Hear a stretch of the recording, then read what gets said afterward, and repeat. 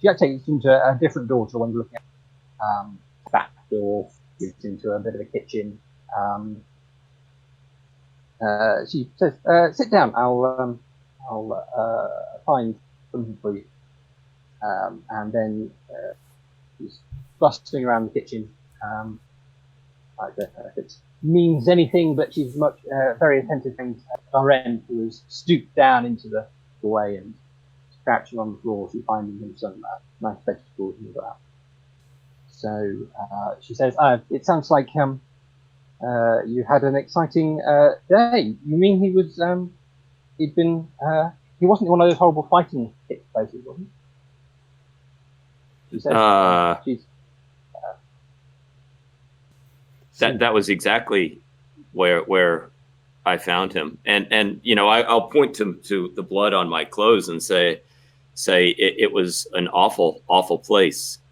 He was caged up along with other animals that were clearly being used for violent entertainment.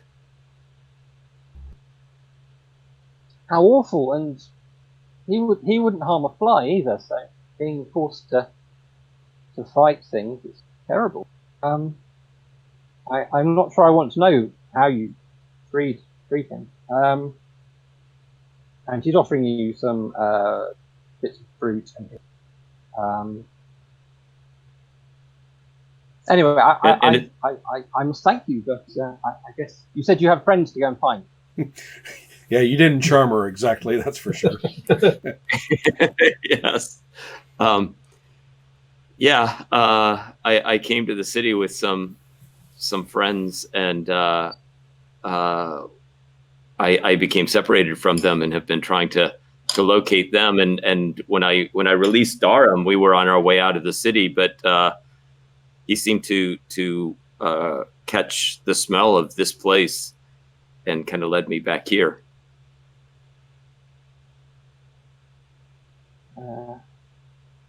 As I said, I've met Darren up in the hills. He's helped me more than one time when I've been looking for the wild horses up there. It's horrible to think of him being forced to fight. I'm sure I can get him back outside again. Okay, well, if that's the case, then I will thank you for the meal that you have provided, and I will leave him here with you and make my way out of the city then. Okay.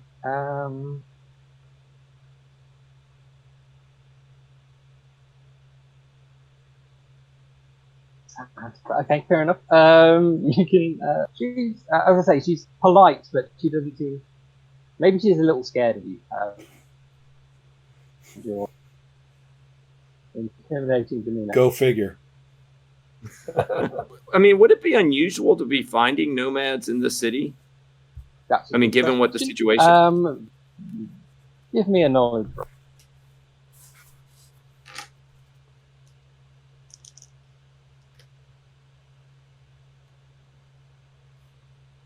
This is a good result. Good. Yes and no. Certainly none of the nomads who you knew when you were a slave would ever consider leaving their desert. But the world is full of multitudes, and you know that there are all sorts of people living in the city. It attracts people from across the area, so many of the people there are hill folk who settle down, but there's nomads, elves, all sorts of people, all sorts of cultures who come to the city and make new lives, and maybe make a life away from their community where they can do things they wouldn't be allowed to do at home. So there's definitely a community of nomads in the city. With a good result, I will also tell you that in the current situation where there are tensions between hillfolk and nomads, and a huge number of nomads camped outside, and may be uncomfortable and But what was the last part of that? I would say that there could be tensions between the hillfolk refugees, nomads in the city, who they perhaps may or may not have any sympathy with the nomads back in their country. But do some of the hillfolk, particularly hillfolk who feel they've been driven from their lands, draw any distinctions between them? I mean, I think I'm gonna, but I think I will ask.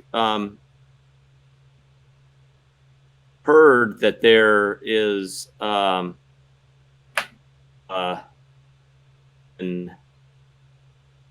on outside the city. Have you heard any news of the nomads? Are you involved in any of the fighting between the nomads and the hill folk? I feel like I have to make you make another charm roll to see if she wants to talk to you. Law of averages says one of them has to come up, right? This is better. It's this is a good result. A good result. Cool. In that case, she will.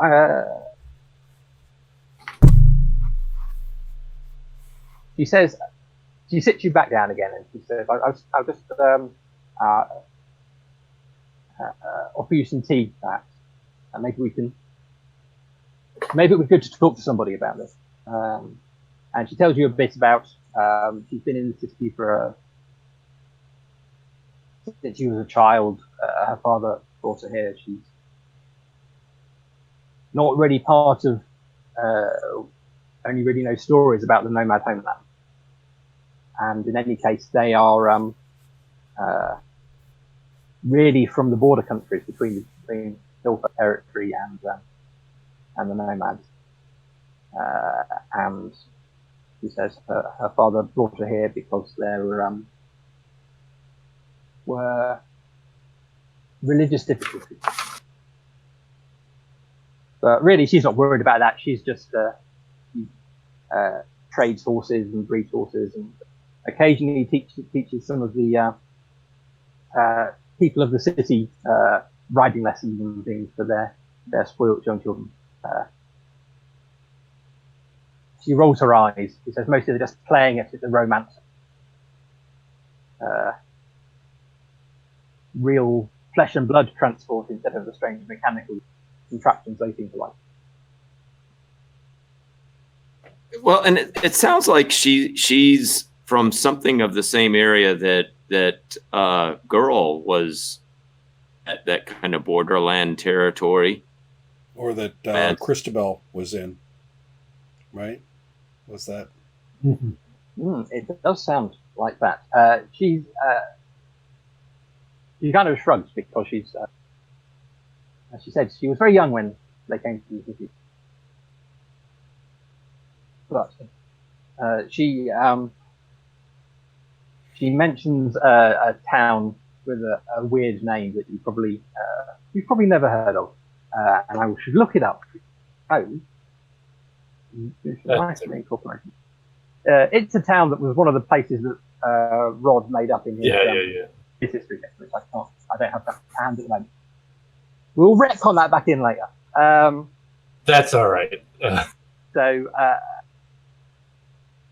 I'm not going to make you roll for this one, but it's a girl definitely recognises that she's not from the borderlands where you grew up, which are very so you didn't experience a lot of mixing between nomads and the border folk and wolfing communities and things like that. It sounds like she's from somewhere where perhaps there was more communication and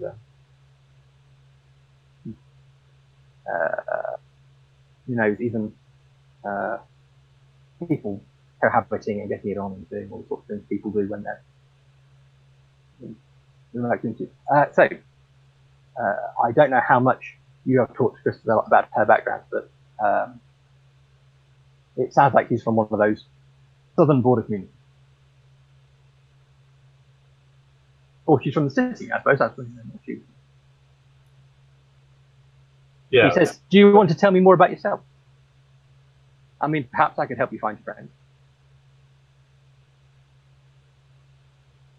I think girl will give. I don't think she's going to reveal the full history of her enslavement, that bit of it, but I think she will reveal up, right, self as a wolfling and somebody who was raised by her father, who was a tanner, and I guess maybe it would reveal enough to say that disruption, that their life was disrupted by the incursion of the nomads against the hill folk, has created some tragedy and some pain for her. Specifics of that tragedy. I feel like that deserves a sincerity.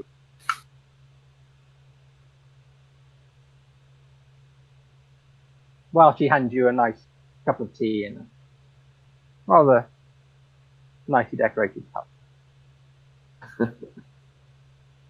Tea is not my strong suit. You never know. On my sincerity. What was that, sorry? I'm losing pathetic. Oh dear. And it was so nice as well.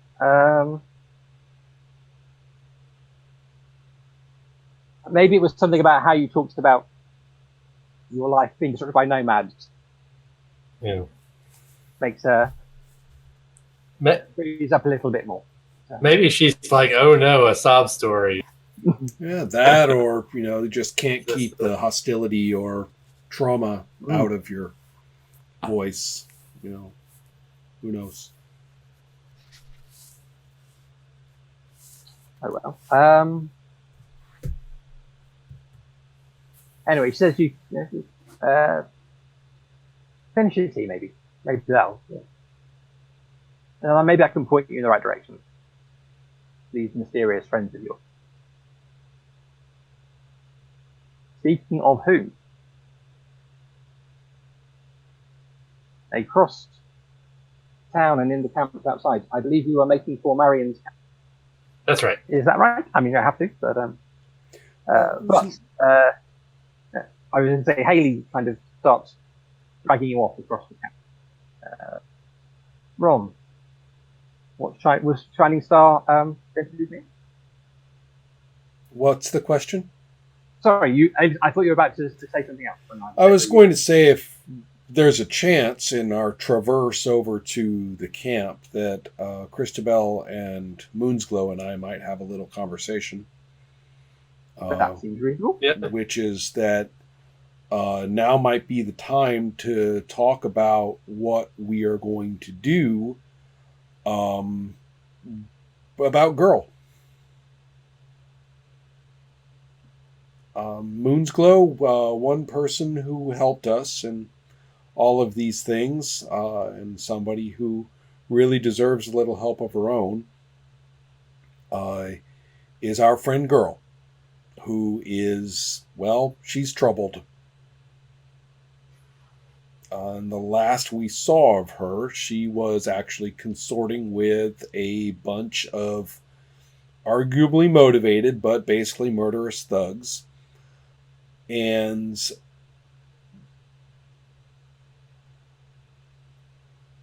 so back in Smith City, and the question is whether we go find her and extricate her from whatever gore fest she's got herself wrapped up in, or whether we don't. And I have to say, as far as our goal of getting you to another city up north where you can start a new life with a nice stake in it, Girl may not be the best investment in that goal.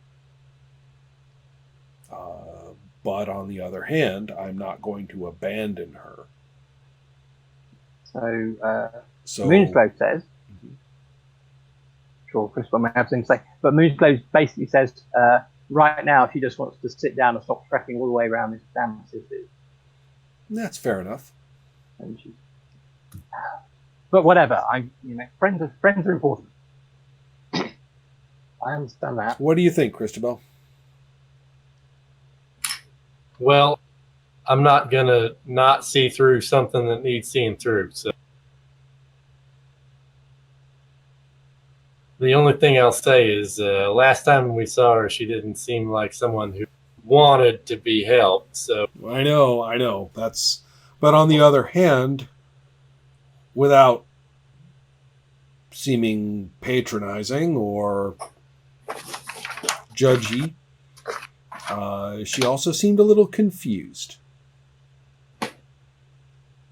well, all right, fair enough. We'll just I blame the dice, Play it. Robbie. yeah. Just to recap, I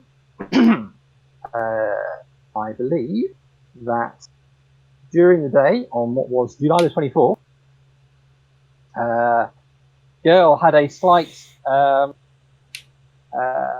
psychological episode and is currently unable to remember some of the rather pointed comments that her mother made out. And that's going to last for another 5 days, which means it's 4 days after today. So I'm keeping a track of these things. I can also tell you that today is Friday. So what do you say that we deliver Hallie here to her nearest and dearest? She said her little brother needs taking care of. It's a little brother, right, Hallie? Oh yeah, Joe. He's a bit of a pain, really, but I've got to look after him. There's nobody else to do that. Wait, so you're a wee tad, and yes, I know you're all grown up. You're almost 12 or something. So, but you're in charge of taking care of little Joe, and there is nobody older in the picture. Is that correct? Well, Mary. Marion keeps an eye on us. Oh, okay. Well, good enough then. All right, let's go do that. Phew. More dependence. Excellent. Good work on ditching the Eddie, by the way. Thank you very much. And so, not very nice. I quite liked him, but come on. So, what? So, how about we go to Marion's camp, and if we don't cause ourselves, any trouble there, nobody wants to kill us outright. Why don't we just take it easy for a few days? Oh, and by the way, good work on the little shithead.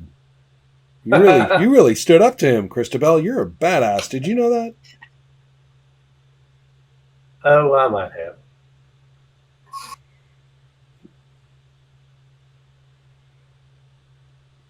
So that's, I think, right. our plan. I think we're Yeah. That seems like a plan. Okay, cool. So, because someone knows where they're going, and is a streetwise orphan, who clearly isn't, you are back across various bits of the camp. You're now kind of just on the very edge of this sprawling tent city. Sorry. In a little kind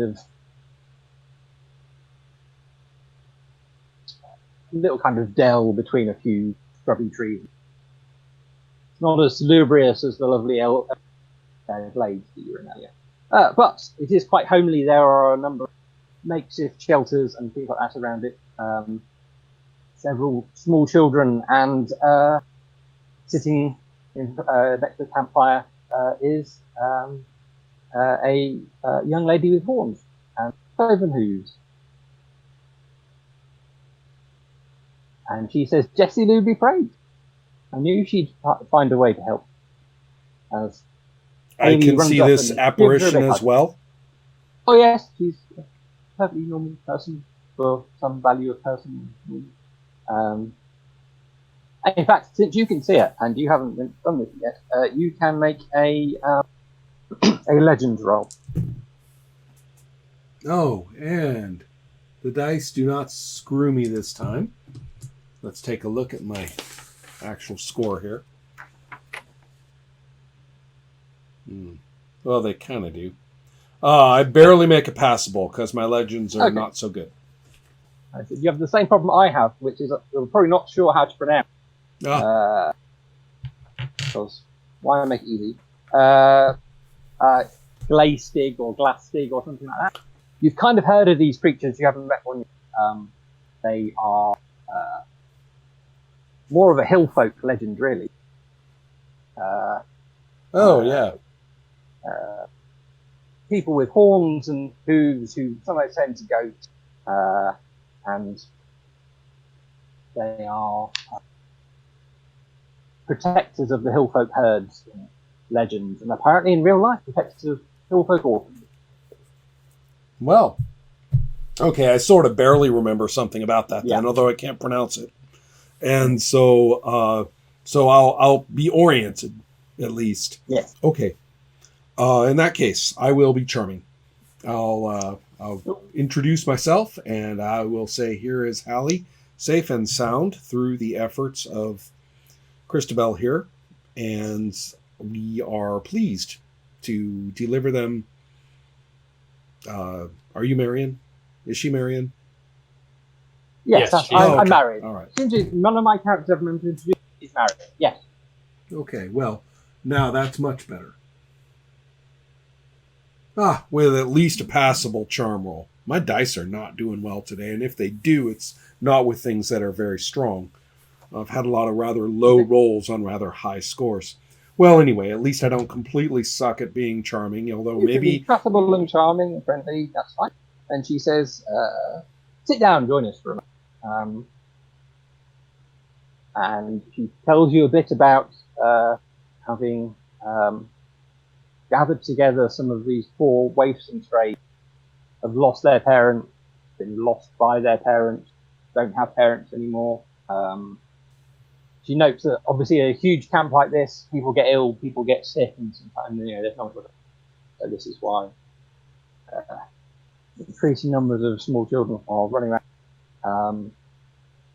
I try to look after them, she says, but they kind of have to help look after themselves. Why do you think Hallie had been spirited away to a temple of Dana?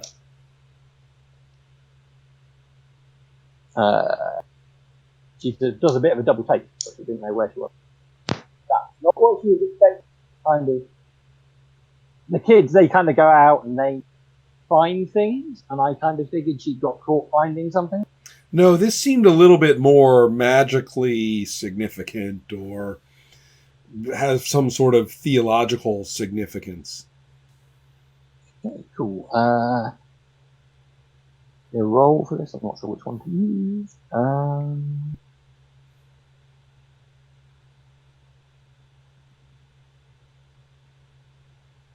I swear I'm playing a priest next time if it kills me.